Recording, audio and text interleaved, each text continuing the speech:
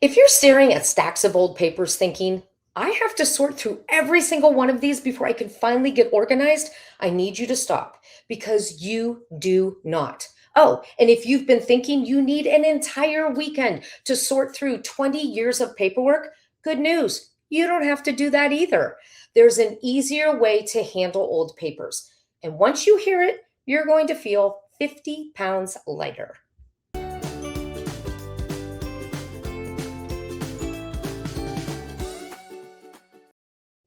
Hey there, I'm Tracy Lynn, and I teach midlife women how to right size their homes without losing their minds in the process. And today we're talking about paper because paper is sneaky, right? It shows up under the radar. A receipt here, a bank statement there, a medical bill you fully intend to deal with on the weekend. And then the weekend comes and goes, and that paper never gets thought of again because in the meantime, it got buried under more papers coming into the home. And little by little, all those papers start to stack. And then tax season hits, and suddenly you have a random scattered mess. A pile in one room, a drawer that barely shuts in another, a tote in the basement, a box in the attic, maybe even a plastic shopping bag full of random papers of who knows what, right? That totally used to be me. And in the back of your mind is this little voice saying, you really should go through all of that. Oh, yes, I know that voice well. And I also know that voice is completely exhausting because it tells you you cannot move forward until you fix the past, that you cannot set up a new system until you sort every old statement, every warranty, every single receipt. So you do nothing because seriously, who has the energy to sort through 20 years of utility bills? No wonder why you never started. Now, if you've been waiting for someone to give you permission to box it all up and move on, this is it. Because you don't have to sort your old papers, organize them all by category, and put them into neat banker boxes. For archived papers, containment is organization.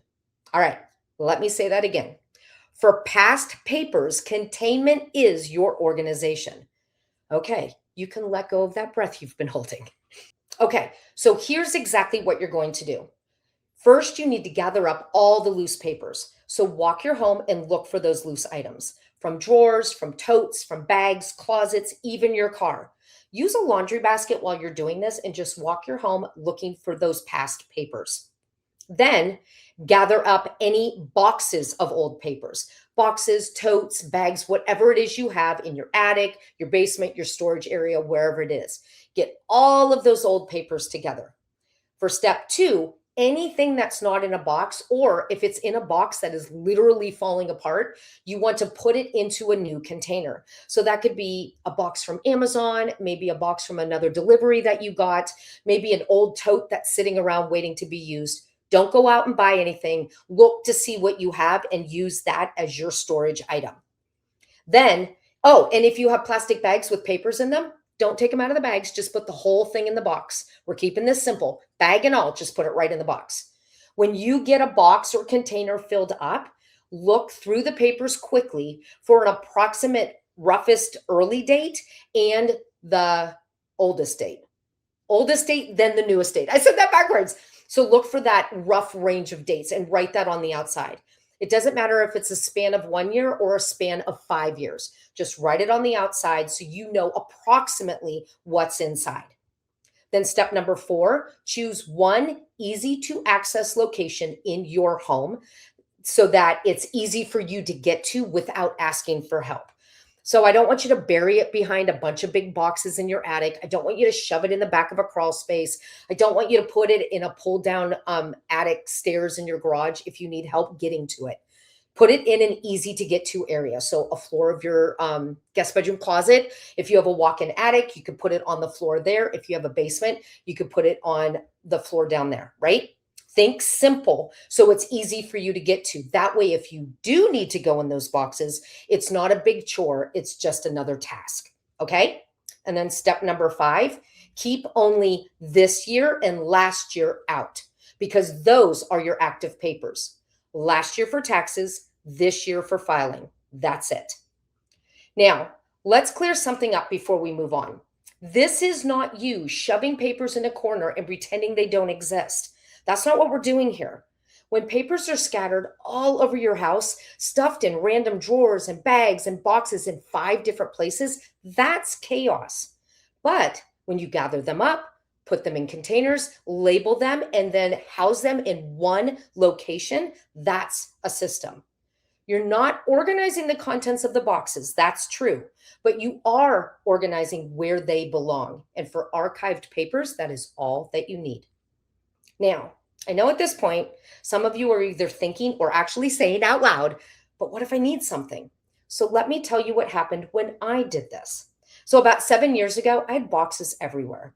I had a stack of boxes in the corner of our attic. I had half smashed boxes in the other corner. I had a tote mixed in with our Christmas decorations, lids barely closing, no dates, no labels. And if I needed anything, it was a total and complete scavenger hunt.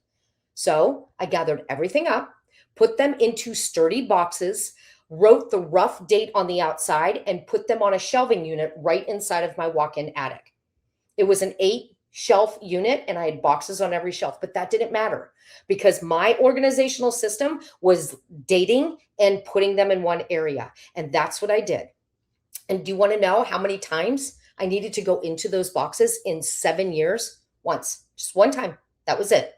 And because everything was in one location and labeled with the date range, I went to the shelf, grabbed the box that I needed, flipped through it, found the document, and it only took minutes, not hours, searching for the boxes before I could even start searching for the paper. And that's the difference. When everything is scattered around, you waste time trying to figure out where to even look, right? But when everything is all together and labeled, you already know where they are. And that is the power of containment. So here's what I love most about this approach. It puts you back in charge. Instead of reacting to piles or thinking you need a 3-day paper sorting marathon, you make one clear decision. The past lives here. And once that decision is made, the pressure changes because now you're not managing 20 years. You're managing today, and that's completely doable. That's the shift. Not perfection or catching up or trying to prove anything to anybody. Just deciding that your home gets clarity from this point going forward. You didn't fail because paper piled up.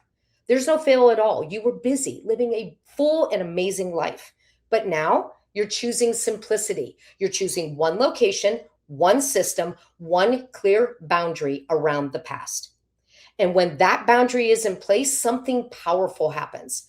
Your energy is no longer tied to stacks of random papers. It's free to build better habits going forward. That's how paper stops taking over. Not by sorting every sheet, but by deciding where it belongs and moving on.